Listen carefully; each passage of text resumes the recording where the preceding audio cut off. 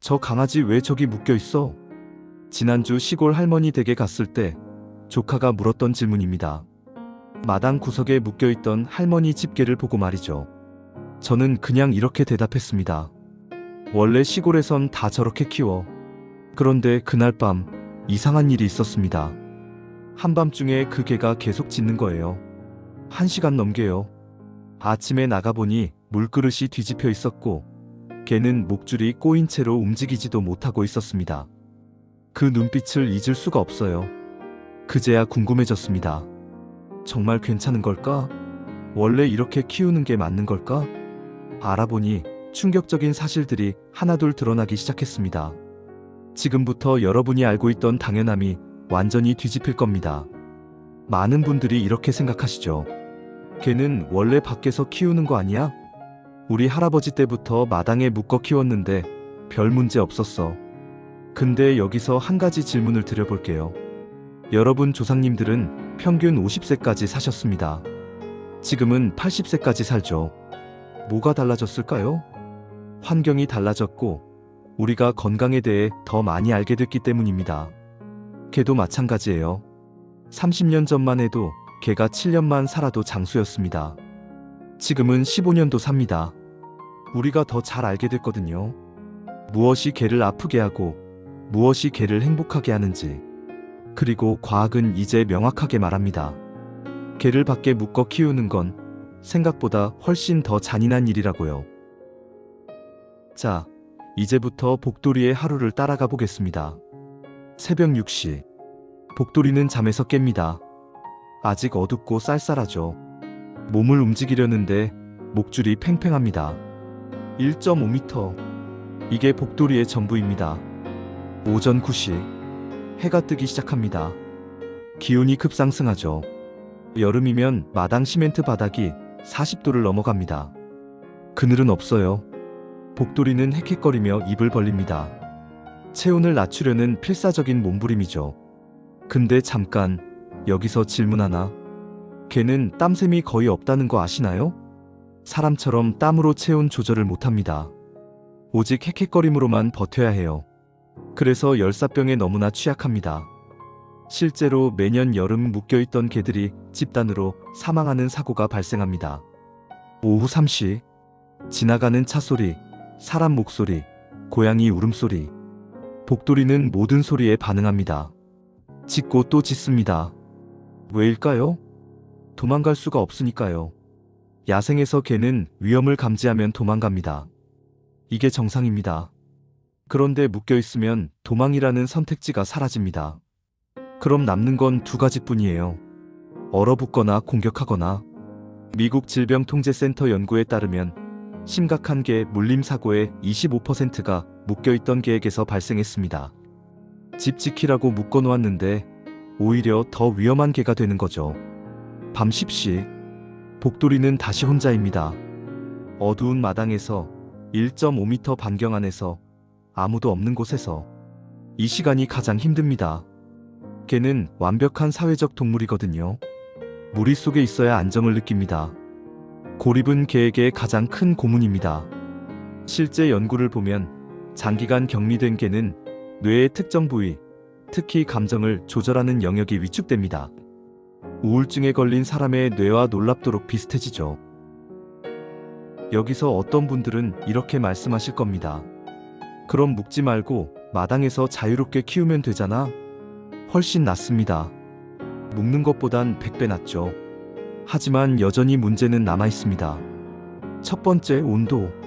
한국의 사계절은 생각보다 극단적입니다. 여름엔 35도를 넘나들고 겨울엔 영하 10도 아래로 떨어지죠. 개한테 털이 있으니까 괜찮다고요? 천만에요. 품종마다, 크기마다, 나이마다 추위를 견디는 능력이 완전히 다릅니다. 특히 소형견, 단모종, 노령견은 겨울 실외에서 단 몇 시간만 노출돼도 저체온증에 걸립니다. 두 번째, 기생충과 질병. 실외견은 실내견에 비해 심장사상충 감염률이 8배 높습니다. 모기가 매개하는 치명적인 질병이죠. 치료하지 않으면 100% 사망합니다. 진드기, 벼룩은 기본이고요. 야생동물이나 들고양이와 접촉하면서 온갖 질병에 노출됩니다. 세 번째, 정서적 고립. 마당이 넓어도 개는 여전히 혼자입니다. 가족이 집 안에 있고 자기만 밖에 있죠. 창문 너머로 가족들이 함께 웃고 떠드는 소리가 들립니다. 개는 그 소리를 들으며 홀로 누워 있습니다. 이게 얼마나 잔인한 일인지 상상이 되시나요? 2018년 한 동물행동학자가 흥미로운 실험을 했습니다. 실내견 50마리와 실외견 50마리를 대상으로 스트레스 호르몬인 코르티솔 수치를 측정했죠. 결과는 충격적이었습니다. 실외견의 코르티솔 수치가 평균 3배 높았어요. 특히 묶여있던 개들은 5배 이상 높았습니다. 이 정도 수치면 만성 스트레스 상태입니다. 사람으로 치면 매일 극심한 불안과 공포 속에서 사는 거나 마찬가지죠. 더 놀라운 건 행동 변화였습니다. 실외에 묶여 지내던 개를 실내로 들였을 때 처음 2주 동안은 거의 움직이지 않았어요. 학습된 무기력이라고 합니다. 너무 오래 통제당한 나머지 이제 자유가 주어져도 어떻게 해야 할지 모르는 겁니다. 하지만 시간이 지나면서 변화가 시작됐습니다. 3개월 후 이 개들은 꼬리를 흔들기 시작했고 사람을 따라다녔고 장난감에 관심을 보였습니다. 6개월 후엔 완전히 다른 개가 되어 있었죠. 이게 의미하는 건 명확합니다. 개는 실내에서 가족과 함께 있을 때 비로소 정상적인 삶을 살 수 있다는 겁니다. 실제로 세계는 빠르게 변하고 있습니다. 미국 텍사스주는 2007년부터 개를 3시간 이상 묶어두는 것을 불법으로 규정했습니다. 캘리포니아, 펜실베이니아 등 여러 주가 비슷한 법을 시행 중이고 유럽은 더 엄격합니다.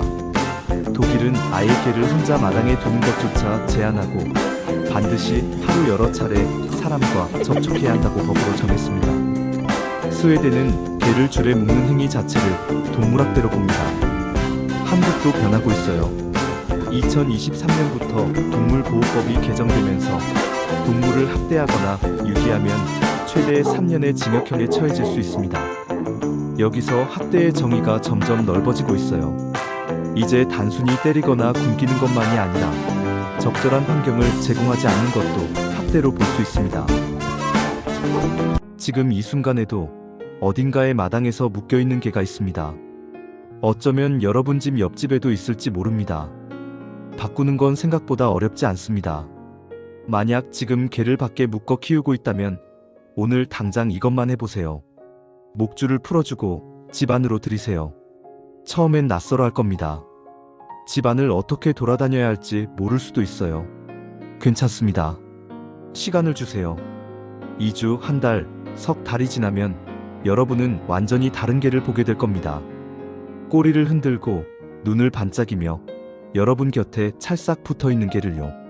그게 원래 개의 모습입니다. 만약 주변에 그런 개가 있다면 조심스럽게 대화를 시도해보세요. 요즘은 개를 실내에서 키우는 게 건강에 훨씬 좋대요. 겨울에 밖에 있으면 관절도 안 좋아지고 아프다던데요. 비난보다는 정보를 나눠주세요. 사람은 알면 변합니다. 다시 복도리로 돌아가 봅시다. 이 이야기를 촬영하고 6개월 후 복도리는 더 이상 마당에 없었습니다. 주인이 이 영상을 보고 결심했거든요. 지금 복도리는 집 안 거실 소파에서 낮잠을 자고 있습니다. 창밖으로 햇살이 들어오고 TV에선 음악이 흐르고 주인은 바로 옆 부엌에서 저녁을 준비합니다. 복도리는 가끔 눈을 뜨고 주인을 확인하고 다시 편안하게 잠듭니다. 이게 원래 개가 살아야 하는 방식입니다. 우리 곁에서 우리와 함께 가족으로서 개는 우리에게 무조건적인 사랑을 줍니다. 평생을 바쳐 우리를 지키고 우리를 믿고 우리를 따릅니다. 이제 우리가 그 사랑에 보답할 차례입니다. 개를 묶어두지 마세요. 개를 밖에 혼자 두지 마세요. 개를 집 안으로, 여러분의 삶 속으로 들이세요. 그것만이 개가 진정으로 행복할 수 있는 유일한 방법입니다. 이 영상이 도움이 되셨다면 좋아요와 구독 부탁드립니다. 그리고 주변에 이런 개가 있다면 이 영상을 공유해주세요. 한 마리의 개라도 더 구할 수 있다면 그것만으로도 충분합니다. 혹시 안타까운 경험이 있으시면 댓글로 공유해주세요. 시청해주셔서 감사합니다.